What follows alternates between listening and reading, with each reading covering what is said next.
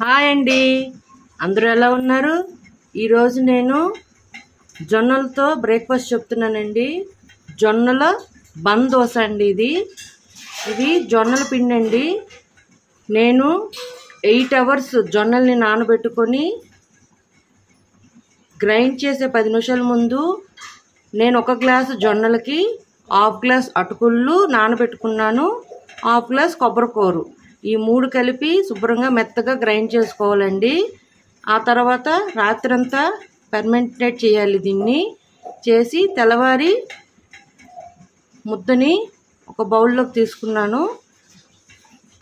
ఆ బౌల్లోకి తీసుకొని ఇప్పుడు పొయ్యి మీద చిన్న కడాయి పెట్టుకొని దీంట్లో ఆవాలు 1/2 టేబుల్ స్పూన్, జీలకర్ర 1/2 టేబుల్ స్పూన్, కరివేపాకు కొంచెం, పచ్చిమిర్చి అల్లం పేస్ట్ అండి అది వేసుకొని తాలింపులు శుభ్రంగా వేగాక ఈ బ్యాటర్లో కలుపుకొని చిన్న బన్ దోశలాగా వేసుకోవాలి.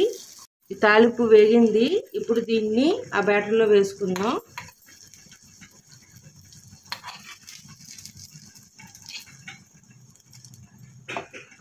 సాల్ట్ వేసి శుభ్రంగా కలుపుకొని బన్ దోశలాగా వేసుకోవాలండి. అది ఎలా వేయాలో మీకు చూపిస్తా.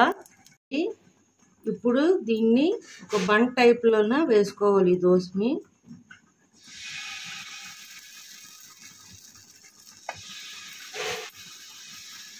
చూడండి, ఈ విధంగా వేసుకుంటే చాలు. వేసుకొని ఆయిల్ వేసుకొని ఫ్రై చేసుకోవడమేనండి 2 దుక్కులు.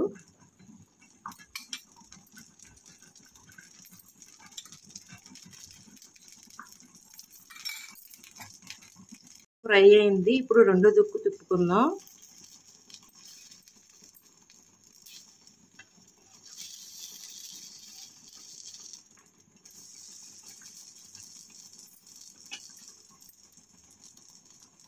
రెండు దుక్కులు ఇలా ఫ్రై చేసుకున్నాను. ఇప్పుడు దీన్ని సర్వింగ్ ప్లేట్లోకి తీసుకుందాం.